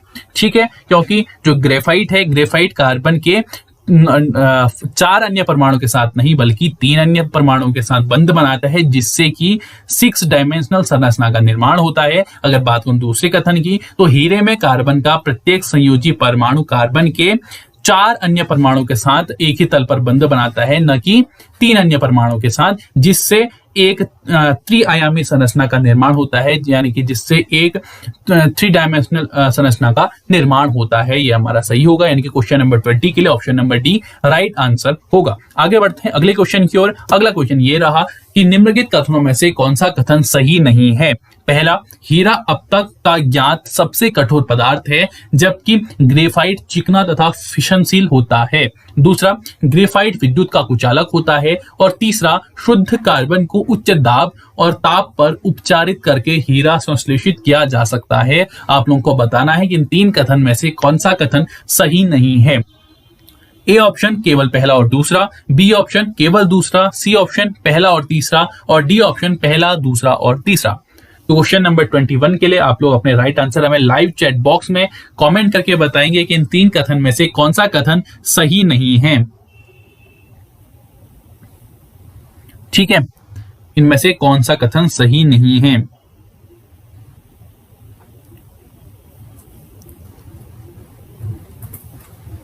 चार ऑप्शन आप लोगों के पास हैं क्वेश्चन नंबर 21 के लिए। आप लोग अपना आंसर हमें लाइव चैट बॉक्स में कमेंट करके बताएंगे। अगर मैं बात करूं क्वेश्चन नंबर 21 के सही आंसर की ओर, तो इसका जो राइट आंसर होगा वो होगा ऑप्शन नंबर बी, यानी कि जो दूसरा हमारा स्टेटमेंट है ये हमारा गलत है। बाकी पहला और थर्ड स्टेटमेंट हमारा बिल्कुल सही है। अगर मैं बात करूं सेकंड स्टेटमेंट की, तो ग्रेफाइट विद्युत का कुचालक होता है। तो हम स्टार्टिंग से बात करते आ रहे हैं ग्रेफाइट के बारे में, तो हमने हर जगह यही पढ़ा कि ग्रेफाइट क्या है, विद्युत का एक कुचालक होता है। लेकिन सेकंड स्टेटमेंट में उसे कुचालक बताया गया, इसीलिए जो हमारा सेकंड स्टेटमेंट है वो गलत है। और इसमें हमें यही बताना था कि इन 3 स्टेटमेंट में से कौन सा स्टेटमेंट हमारा गलत होगा। इसलिए क्वेश्चन नंबर 21 के लिए बी ऑप्शन जो बोल रहा है कि स्टेटमेंट 2 गलत है, ये हमारा राइट आंसर होगा। आगे बढ़ते हैं अगले क्वेश्चन की ओर। अगला क्वेश्चन ये रहा कि कार्बन के यौगिक के संदर्भ में निम्नलिखित कथनों पर विचार कीजिए। पहला, कार्बन परमाणुओं के बीच केवल एक आबंध से जुड़े कार्बन के यौगिक संतृप्त यौगिक कहलाते हैं। दूसरा, द्विबंध अथवा त्रिबंध वाले कार्बन के यौगिक असंतृप्त यौगिक कहलाते हैं। और तीसरा, कार्बन के संतृप्त यौगिक असंतृप्त यौगिकों की तुलना में अधिक अभिक्रियाशील होते हैं। तो आपको बताना है कि कार्बन के यौगिकों के संदर्भ में इन 3 कथन में से कौन सा कथन सही है। ए ऑप्शन केवल पहला और दूसरा, बी ऑप्शन केवल दूसरा, सी ऑप्शन केवल पहला और तीसरा और डी पहला, दूसरा और तीसरा। आपको बताना है कि कार्बन के यौगिक के संदर्भ में इन 3 कथन में से कौन सा कथन सही है। 4 ऑप्शन आप लोगों के पास हैं। अपने आंसर आप लोग हमें लाइव चैट बॉक्स में कमेंट करके बताएंगे। ठीक है, क्वेश्चन नंबर 22 के लिए अपने आंसर आप लोग लाइव चैट बॉक्स में हमें बताएंगे। और जो लोग भी हमारे साथ नए जुड़े हैं वो सेशन को एक बार लाइक जरूर कर देंगे। और आपने अगर चैनल को सब्सक्राइब नहीं किया है तो चैनल को सब्सक्राइब जरूर कर लीजिएगा, ताकि आप लोग हमें हमारे लाइव चैट बॉक्स में जो हमारे क्वेश्चन के आंसर है वो दे सकें। अगर आपने चैनल को सब्सक्राइब नहीं किया होगा तो आप लोग हमें हमारे आंसर नहीं दे पाएंगे। ठीक है, तो क्वेश्चन नंबर 22 के अगर मैं सही आंसर की ओर बढ़ूं तो इसका जो सही आंसर होगा वो होगा ऑप्शन नंबर ए, यानी कि जो पहला और दूसरा जो कथन है हमारा ये बिल्कुल सही है। यानी कि कार्बन परमाणु के बीच केवल एक आबंध से जुड़े कार्बन के यौगिक संतृप्त यौगिक कहलाते हैं, बिल्कुल सही बात। और दूसरा कथन कि द्विबंध अथवा त्रिबंध वाले कार्बन के यौगिक असंतृप्त यौगिक कहलाते हैं, यह भी हमारा बिल्कुल सही है। यानी कि कार्बन के यौगिक के संदर्भ में पहला और दूसरा कथन तो हमारा बिल्कुल सही है। थर्ड स्टेटमेंट, कार्बन के संतृप्त यौगिक असंतृप्त यौगिकों की तुलना में अधिक अभिक्रियाशील होते हैं, ये कथन हमारा गलत है। क्यों गलत है? क्योंकि कार्बन के जो हमारे असंतृप्त यौगिक होते हैं वो संतृप्त की तुलना में अधिक अभिक्रियाशील होते हैं। ठीक है, जो असंतृप्त यौगिक होते हैं वो संतृप्त की तुलना में अधिक अभिक्रियाशील होते हैं, न कि संतृप्त यौगिक असंतृप्त की तुलना में। समझ में आ गई बात कि कार्बन के जो असंतृप्त यौगिक होते हैं वो संतृप्त यौगिक की तुलना में अधिक अभिक्रियाशील होते हैं, न कि संतृप्त यौगिक असंतृप्त यौगिकों की तुलना में। इसलिए जो हमारा स्टेटमेंट नंबर 3 था ये हमारा गलत स्टेटमेंट है क्वेश्चन नंबर 22 के लिए। ठीक है, आगे बढ़ते हैं अगले क्वेश्चन की ओर। अगला क्वेश्चन ये रहा कि केवल कार्बन और हाइड्रोजन वाले कार्बन यौगिक निम्नलिखित में से क्या कहलाते हैं? ए हाइड्रोकार्बन, बी अल्कोहल, सी कीटोन या डी हैलोजन। तो आज के सेशन का सबसे आसान क्वेश्चन आप लोगों के स्क्रीन पर अभी दिखाई दे रहा है कि केवल कार्बन और हाइड्रोजन वाले कार्बन यौगिक निम्नलिखित में से क्या कहलाते हैं। ऑप्शन की आई थिंक कि आपको ऑप्शन की भी इस क्वेश्चन के लिए जरूरत नहीं होनी चाहिए। आप लोग बिना ऑप्शन के भी इसका राइट आंसर टाइप कर सकते हैं हमारे लाइव चैट बॉक्स में कि केवल कार्बन और हाइड्रोजन वाले कार्बन यौगिक निम्नलिखित में से क्या कहलाते हैं? हाइड्रोकार्बन, अल्कोहल, कीटोन या हैलोजन। अगर मैं बात करूं इसके सही आंसर की तो इस क्वेश्चन का जो सही आंसर है वो है ऑप्शन नंबर ए, यानी कि केवल कार्बन और हाइड्रोजन के वाले जो कार्बन यौगिक होते हैं वो हाइड्रोकार्बन कहलाते हैं। 23 के लिए ऑप्शन नंबर ए हाइड्रोकार्बन हमारा बिल्कुल सही आंसर होगा। आगे बढ़ते हैं अगले क्वेश्चन की ओर। अगला क्वेश्चन ये रहा। अगला क्वेश्चन है कथन ए, अंगीठी में जलने वाला कोयला लाल रंग के समान उज्जवल होता है और बिना ज्वाला के उष्मा देता है, उसका कारण, यानी कि आर नीचे दिया गया है, यानी कि केवल गैसीय पदार्थों के जलने पर ही ज्वाला उत्पन्न होती है। तो आपको बताना है कि जो नीचे जो आपके ऑप्शन दिए गए हैं, जो इसमें से कूट जो दिया गया उसका प्रयोग करके आपको इनमें से सही उत्तर बताना है। ए ऑप्शन है आपका, ए और आर दोनों सही हैं और आर ए का सही स्पष्टीकरण है, यानी कि जो हमारा ए कथन है और आर कथन है ये दोनों के दोनों सही हैं और जो आर है वो ए के लिए एकदम सही स्पष्टीकरण है। ए ऑप्शन, बी ऑप्शन, ए और आर दोनों सही हैं परंतु आर ए का सही स्पष्टीकरण नहीं है। सी ऑप्शन, ए सही है परंतु आर गलत है। डी ऑप्शन, ए गलत है परंतु आर सही है। ये आपके ऑप्शन है। आपका कथन ए है, अंगीठी में जलने वाला कोयला लाल रंग के समान उज्जवल होता है और बिना ज्वाला के ही ऊष्मा देता है, और कारण नीचे दिया गया है कि केवल गैसीय पदार्थों के जलने पर ही ज्वाला उत्पन्न होती है। ये आपका कारण है। आपके 4 ऑप्शन है।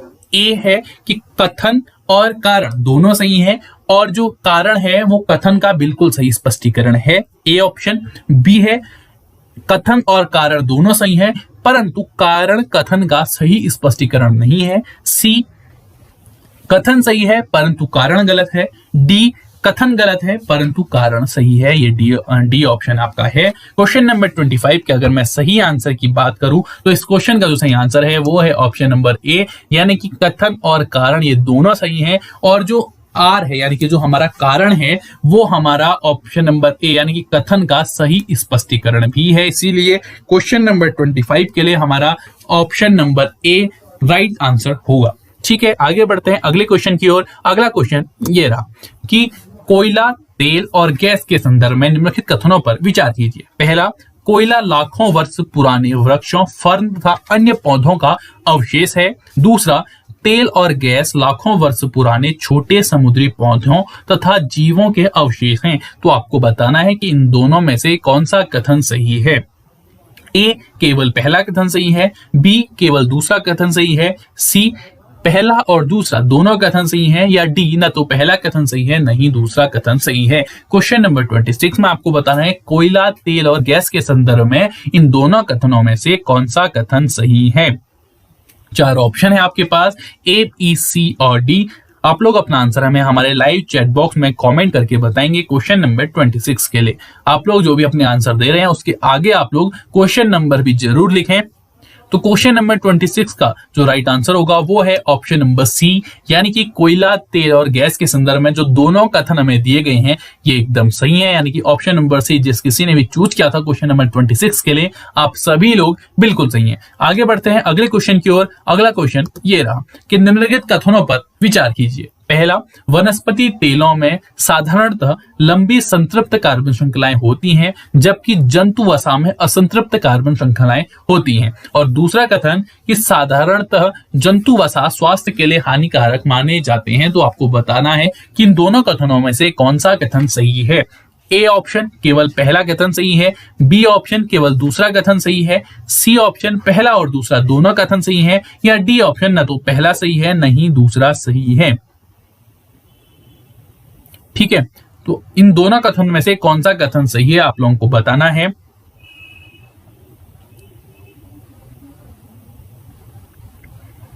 अगर मैं बात करूं क्वेश्चन नंबर 27 के राइट आंसर की, तो इस क्वेश्चन का राइट आंसर होगा ऑप्शन नंबर बी, यानी कि जो हमारा सेकेंड स्टेटमेंट है साधारण जंतु वसा स्वास्थ्य के लिए हानिकारक माने जाते हैं, एकदम सही स्टेटमेंट है। लेकिन पहला स्टेटमेंट हमारा गलत है। क्यों गलत है? क्योंकि जो वनस्पति तेलों में क्या होता है, साधारणतः लंबी असंतृप्त कार्बन श्रृंखलाएं पाई जाती हैं, न कि संतृप्त कार्बन श्रृंखलाएं, और जबकि जंतु वसा में संतृप्त कार्बन श्रृंखलाएं पाई जाती हैं, न कि असंतृप्त कार्बन श्रृंखलाएं। इसीलिए पहला स्टेटमेंट हमारा गलत है। तो 27 के लिए ऑप्शन नंबर बी हमारा राइट आंसर होगा। आगे बढ़ते हैं अगले क्वेश्चन की ओर। अगला क्वेश्चन ये रहा कि एथेनॉल के संदर्भ में निम्नलिखित कथनों में से कौन सा कथन सही नहीं है। ए, इसका उपयोग टिंचर, आयोडीन और कफ सिरप बनाने में होता है। बी, यह केंद्रीय तंत्रिका तंत्र को सकारात्मक रूप से प्रभावित करता है और तंत्रिका तंत्र को अधिक मजबूत बनाता है। सी, अधिक मात्रा में इसके सेवन से उपापचयी प्रक्रिया धीमी हो जाती है। और डी, यह कमरे के तापमान पर द्रव अवस्था में पाया जाता है। तो आपको बताना है कि एथेनॉल के संदर्भ में इन 4 ऑप्शन में से कौन सा ऑप्शन सही नहीं है। ध्यान रखिएगा, आपको बताना है कि कौन सा कथन सही नहीं है। 4 कथन है आपके पास एथेनॉल के संदर्भ में, इन 4 कथन में से कौन सा कथन सही नहीं है आपको वो बताना है।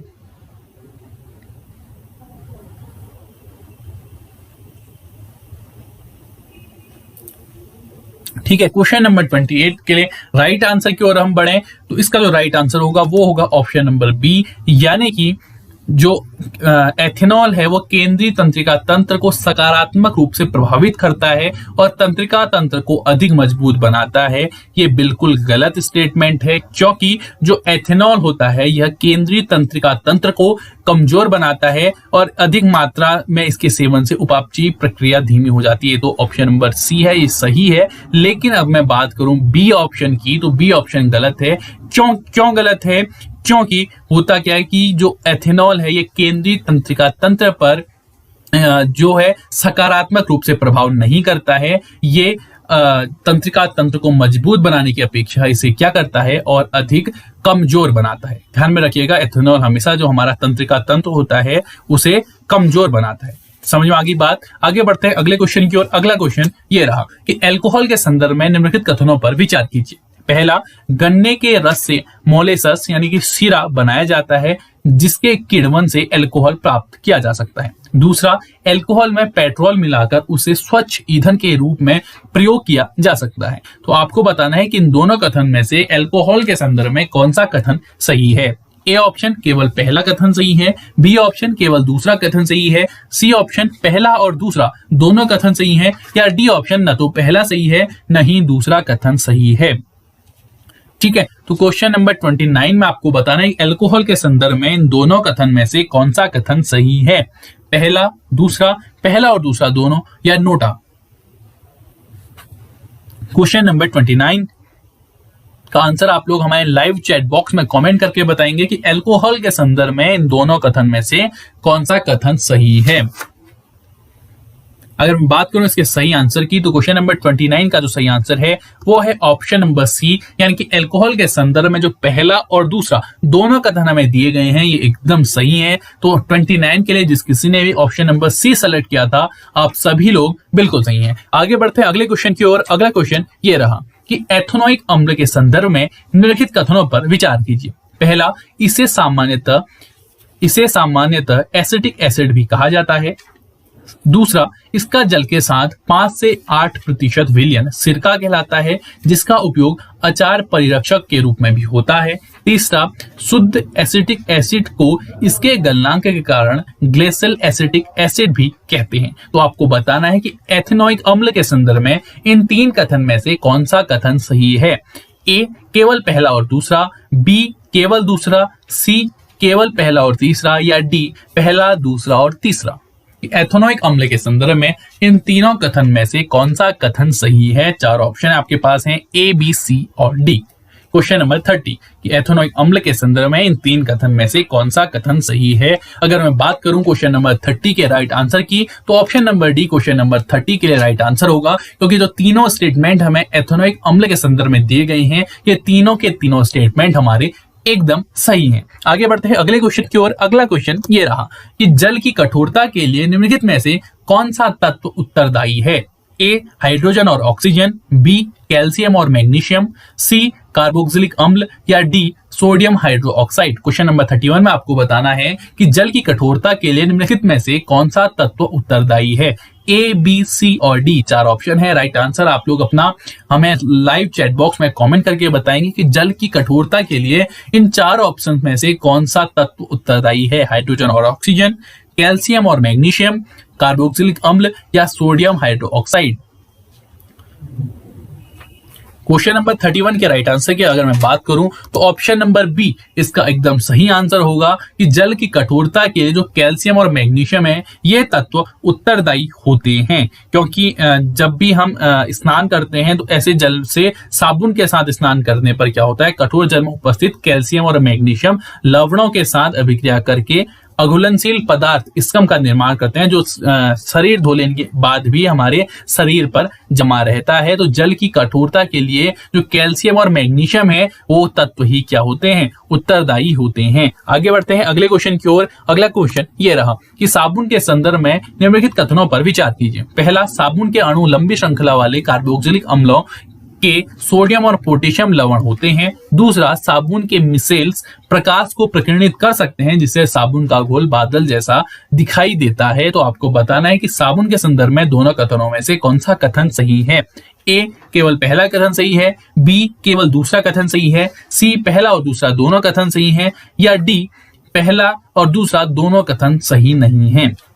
ठीक है, तो क्वेश्चन नंबर 32 में आपको बताना है कि साबुन के संदर्भ में इन दोनों कथनों में से कौन सा कथन सही है। ए, बी, सी और डी 4 ऑप्शन आपके पास हैं। आपके स्टेटमेंट से रिलेटेड आपको अपना जो आंसर है हमारे लाइव चैट बॉक्स में कमेंट करके हमें बताना है कि साबुन के संदर्भ में इन दोनों कथनों में से कौन सा कथन सही है। अगर मैं बात करूं क्वेश्चन नंबर 32 के आंसर की ओर, तो इसका आंसर होगा ऑप्शन नंबर सी, यानी कि साबुन के संदर्भ में जो दोनों कथन हमें दिए गए हैं, ये दोनों के दोनों कथन साबुन के संदर्भ में एकदम सही है। तो क्वेश्चन नंबर 32 के लिए जिस किसी ने भी ऑप्शन नंबर सी सेलेक्ट किया था, आप सभी लोग बिल्कुल सही हैं। आगे बढ़ते हैं अगले क्वेश्चन की ओर। अगला क्वेश्चन ये रहा कि निम्नलिखित युग्मों पर विचार कीजिए। पहला, ऑक्सीकारक। ऑक्सीकारक के आगे बताया गया है कि ऐसे पदार्थ जिनमें दूसरे पदार्थ को ऑक्सीजन देने की क्षमता होती है। दूसरा है उत्प्रेरक। उत्प्रेरक में बताया गया है कि ऐसे पदार्थ जो अभिक्रिया को प्रभावित नहीं करते हैं, परंतु इनके कारण अभिक्रिया भिन्न दर से आगे बढ़ती है, ये उत्प्रेरक कहलाते हैं। ये उत्प्रेरक का युग्म है। तीसरा एस्टर है। एस्टर के आगे उसका युग्म दिया गया है कि ऐसे पदार्थ जो मुख्य रूप से अम्ल और अल्कोहल की अभिक्रिया से निर्मित होते हैं, उन्हें एस्टर कहा जाता है। तो आपको बताना है कि इनमें से कौन सा युग्म सही सुमेलित है। ए, केवल पहला और दूसरा, बी, केवल दूसरा, सी, केवल पहला और तीसरा, या डी, पहला, दूसरा और तीसरा। मेनली आपको करना क्या है कि ऑक्सीकारक, उत्प्रेरक, एस्टर, इनके आगे जो डेफिनेशन है, ये इन्हीं की डेफिनेशन है या नहीं है, ये आप लोगों को इसमें बतानी है।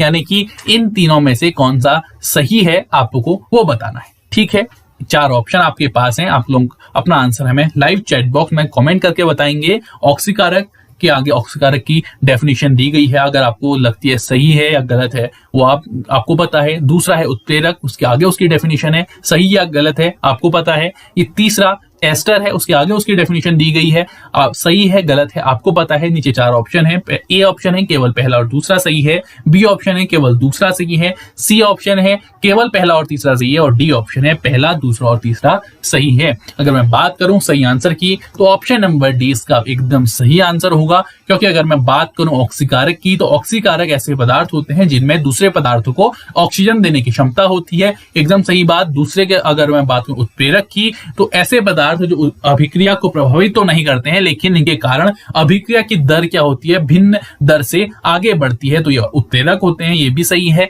अगर मैं बात करूं एस्टर की तो एस्टर ऐसे पदार्थ होते हैं जो मुख्य रूप से अम्ल और अल्कोहल की अभिक्रिया से निर्मित होते हैं, तो ये भी एकदम सही है। यानी कि 33 के लिए ऑप्शन नंबर डी हमारा राइट आंसर होगा। आगे बात करते हैं अगले क्वेश्चन की, तो अगला क्वेश्चन ये रहा कि मेंडलीफ की आवर्त सारणी के संदर्भ में निम्नलिखित कथनों पर विचार कीजिए। पहला, मेंडलीफ ने तत्वों को उनके परमाणु द्रव्यमान के आरोही क्रम तथा रासायनिक गुणधर्मों के आधार पर वर्गीकृत किया। दूसरा, मेंडलीफ ने अपनी आवर्त सारणी में कुछ रिक्त स्थान छोड़े। और तीसरा, मेंडलीफ ने अपने आवर्त सारणी में अक्रिय गैसों को एक विशिष्ट स्थान प्रदान किया। तो आपको बताना है कि मेंडलीफ की आवर्त सारणी के संदर्भ में इन तीनों कथनों में से कौन सा कथन सही है।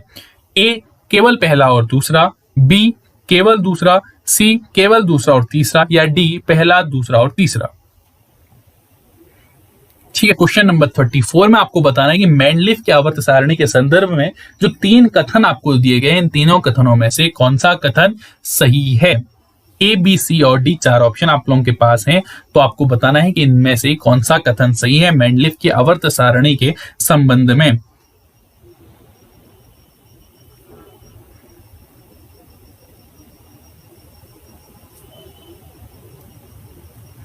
ठीक है, अगर मैं बात करूं इसके सही आंसर की तो इस क्वेश्चन का जो सही आंसर होगा वो है ऑप्शन नंबर ए, यानी कि पहला और दूसरा जो स्टेटमेंट है, यानी कि पहला स्टेटमेंट मेंडलीफ ने तत्वों को उनके परमाणु द्रव्यमान के आरोही क्रम तथा रासायनिक गुणधर्मों के आधार पर वर्गीकृत किया था, सही बात। दूसरा, मेंडलीफ ने अपने आवर्त सारणी में कुछ रिक्त स्थान छोड़े थे और इन खाली स्थानों के आधार पर नए तत्वों की भविष्यवाणी की थी, तो ये दूसरा कथन हमारा बिल्कुल सही है। लेकिन जो तीसरा कथन है कि मेंडलीफ ने अपने आवर्त सारणी में अक्रिय गैसों को एक विशिष्ट स्थान प्रदान किया था, ये एकदम गलत स्टेटमेंट है, क्योंकि मेंडलीफ की आवर्त सारणी में अक्रिय गैसें अनुपस्थित थी, क्योंकि तब तक क्या हुआ था कि अक्रिय गैस जो थी उनकी खोज नहीं हुई थी, इसलिए जो मेंडलीफ है उसने अपने आवर्त सारणी में अक्रिय गैसों को स्थान नहीं दिया था। ठीक है, इसलिए जो थर्ड स्टेटमेंट है हमारा वो गलत है। आगे बात करते हैं अगले क्वेश्चन की। अगला क्वेश्चन ये रहा कि मेंडलीफ की आवर्त सारणी में उपस्थित कमियों के संदर्भ में निम्नलिखित कथनों पर विचार कीजिए।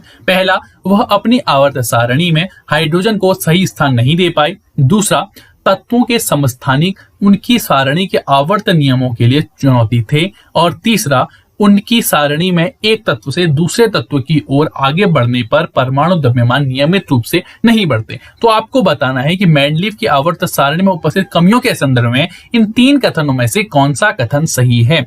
ए केवल पहला और दूसरा, बी केवल दूसरा, सी केवल पहला और तीसरा, या डी पहला दूसरा और तीसरा। क्वेश्चन नंबर 35 में आपको बताना है कि मेंडलीफ की आवर्त सारणी में उपस्थित कमियों के संदर्भ में इन तीन कथन में से कौन सा कथन सही है। ठीक है, ये तीन कथन आपको दिए गए हैं, चार ऑप्शन है, इसका आपको जो आंसर आपको लगता है वो आप लोग हमें हमारे कमेंट बॉक्स में कमेंट करके बताएंगे कि मेंडलीफ की आवर्त सारणी में उपस्थित कमियों के संदर्भ में कौन सा कथन गलत है, मतलब कौन सा कथन सही है आपको बताना है क्वेश्चन नंबर 35 के लिए। अगर मैं बात करूं इसके सही आंसर की तो इस क्वेश्चन का जो सही आंसर होगा वो है ऑप्शन नंबर डी, यानी कि पहला दूसरा तीसरा जो तीनों स्टेटमेंट हमें दिए गए हैं मेंडलीफ की आवर्त सारणी में उपस्थित कमियों के संदर्भ में बिल्कुल सही है। ठीक है, बिल्कुल सही है उसकी कमियों के संदर्भ में, इसलिए 35 के लिए ऑप्शन नंबर डी हमारा राइट आंसर होगा। आगे बढ़ते हैं अगले क्वेश्चन की ओर। अगला क्वेश्चन ये रहा कि आधुनिक आवर्त सारणी के संदर्भ में निम्नलिखित कथनों पर विचार कीजिए। पहला, इसमें तत्वों के गुणधर्म उनकी परमाणु संख्या का आवर्ती फलन होते हैं। और दूसरा, इसमें 7 समूह तथा 18 आवर्त होते हैं। तो आपको बताना है कि आधुनिक आवर्त सारणी के संदर्भ में इन दोनों कथनों में से कौन सा कथन सही है।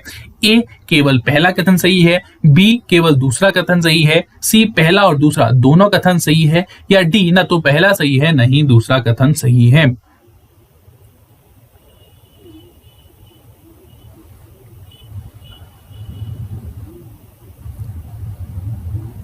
ठीक है, आधुनिक आवर्त सारणी के संदर्भ में आपको बताना है कि इन दोनों कथनों में से कौन सा कथन सही है।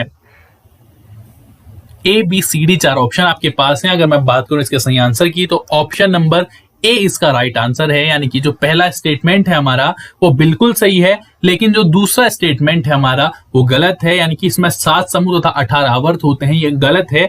क्यों गलत है? क्योंकि जो आधुनिक आवर्त सारणी होती है उसमें अगर मैं समूहों की बात करूं तो अगर मैं ग्रुप्स की बात करूं तो उसमें 18 ग्रुप्स होते हैं, और अगर मैं पीरियड्स यानी कि आवर्त की बात करूं तो उसमें 7 आवर्त हो जाएंगी, यानी कि जो हमारे ग्रुप्स की संख्या है आधुनिक आवर्त सारणी में वो 18 है, और पीरियड्स की जो संख्या है वो कितनी है? वो 7 है। इसीलिए जो सेकंड स्टेटमेंट है वो बोलता है कि 7 समूह होते हैं, 18 आवर्त होते हैं, तो ये एक गलत स्टेटमेंट है, यानी कि 36 के लिए ऑप्शन नंबर ए हमारा राइट आंसर होगा। आगे बढ़ते हैं अगले क्वेश्चन की ओर। अगला क्वेश्चन ये रहा कि आधुनिक आवर्त सारणी के संदर्भ में निम्नलिखित कथनों में से कौन सा सही नहीं है।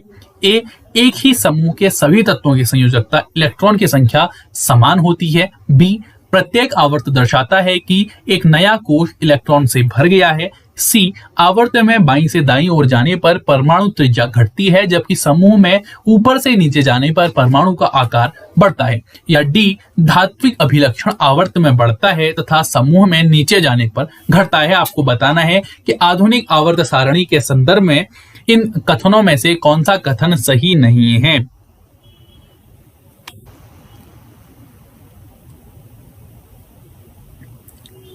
ठीक है, क्वेश्चन नंबर 37 में आपको बताना है कि आधुनिक आवर्त सारणी के संदर्भ में इन कथनों में से कौन सा कथन सही नहीं है।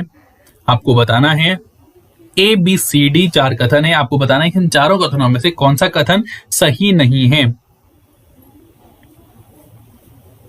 ठीक है, तो अगर मैं बात करूं इसके सही आंसर की तो इस क्वेश्चन का जो सही आंसर है वो है ऑप्शन नंबर डी, यानी कि ऑप्शन नंबर डी आधुनिक आवर्त सारणी के संदर्भ में सही नहीं है। यानी कि अगर मैं बात करूं ए स्टेटमेंट की, यानी कि ए ऑप्शन की, कि एक ही समूह के सभी तत्वों की संयोजकता इलेक्ट्रॉनों की संख्या के समान होती है, बिल्कुल सही बात है। प्रत्येक आवर्त दर्शाता है कि एक नया कोश इलेक्ट्रॉनों से भर गया है, यह भी बिल्कुल सही है। सी ऑप्शन आवर्त में बाईं से दाईं ओर जाने पर परमाणु त्रिज्या घटती है, जबकि समूह में ऊपर से नीचे जाने पर परमाणु का आकार बढ़ता है, तो ये भी सही है। लेकिन डी ऑप्शन की अगर मैं बात करूं कि धात्विक अभिलक्षण आवर्त में बढ़ता है तथा समूह में नीचे जाने पर घटता है, तो ये हमारा गलत है, क्योंकि समूह में ऊपर से नीचे जाने पर नाभिक का आवेश बढ़ने के बाद भी परमाणु का आकार क्या होता है? बढ़ता जाता है।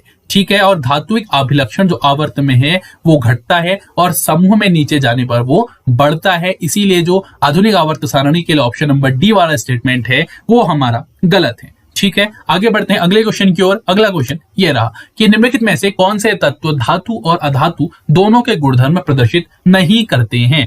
तो पहला है बोरॉन, दूसरा है सिलिकॉन, तीसरा है कार्बन, चौथा है जर्मेनियम और पांचवा है आयोडीन। तो आपको बताना है कि इन पांचों में से कौन से तत्व धातु और अधातु दोनों के गुणधर्म प्रदर्शित नहीं करते हैं। पहला ऑप्शन यानी कि ए ऑप्शन है केवल 1, 2 और 4, बी ऑप्शन केवल 2, 3 और 4, सी ऑप्शन केवल 3 और 5 और डी ऑप्शन केवल 3, 4 और 5। तो आपको बताना है कि इन पांचों में से धातु और अधातु दोनों के गुणधर्म कौन प्रदर्शित नहीं करते हैं, आपको बताना है। और ये जो क्वेश्चन है आज के सेशन का लास्ट क्वेश्चन है, तो इस लास्ट क्वेश्चन का आंसर आप लोग हमारे लाइव चैट बॉक्स में कमेंट करके हमें बताएंगे कि इन पांचों में से कौन धातु और अधातु दोनों के गुणधर्म प्रदर्शित नहीं करते हैं।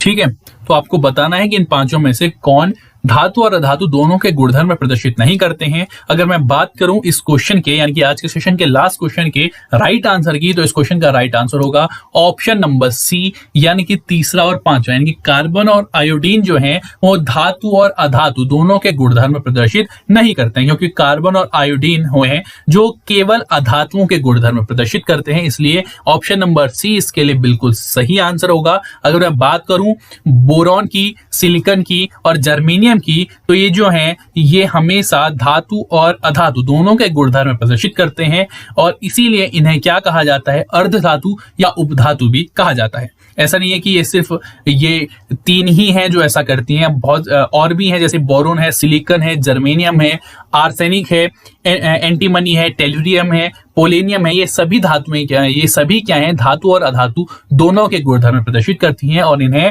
उपधातु या अर्धधातु भी कहा जाता है। लेकिन अगर मैं इस क्वेश्चन की बात करूं तो इस क्वेश्चन में जो ऑप्शन है हमारा ऑप्शन नंबर सी, वो हमारा बिल्कुल राइट आंसर है, यानी कि कार्बन आयोडीन जो है वो सिर्फ अधातु के लक्षण प्रदर्शित करते हैं, वो धातु और अधातु दोनों के गुणधर्म प्रदर्शित नहीं करते हैं। इसलिए क्वेश्चन नंबर 38 के लिए ऑप्शन नंबर सी हमारा राइट आंसर होगा। तो ये था आज का सेशन। आई होप आप लोगों को आज का जो हमारा सेशन है आप लोगों को पसंद आया होगा। अगर आप लोगों को हमारा आज का सेशन पसंद आया तो हमारे आज के सेशन को लाइक कीजिएगा, हमारे चैनल को सब्सक्राइब कीजिएगा और अगर आपको किसी भी क्वेश्चन में कोई डाउट है तो कमेंट बॉक्स में वो डाउट हमसे जरूर पूछिएगा, ठीक है। और अगर आप लोगों को इस जो हमारा पूरा सेशन है इसकी अगर आज की पीडीएफ चाहिए तो मैं अभी थोड़ी देर में इसे हमारे जो टेलीग्राम ग्रुप्स और व्हाट्सएप ग्रुप्स में उसमें अपलोड कर दूंगा। आपको हमारे टेलीग्राम ग्रुप्स और व्हाट्सएप ग्रुप्स के माध्यम से वो देखने के लिए मिल जाएगी। लिंक आपको डिस्क्रिप्शन बॉक्स में देखने के लिए मिल जाएंगे। आप लिंक के माध्यम से हमारे टेलीग्राम ग्रुप्स और व्हाट्सएप ग्रुप दोनों को ज्वाइन कर सकते हैं। Thank you, till next video.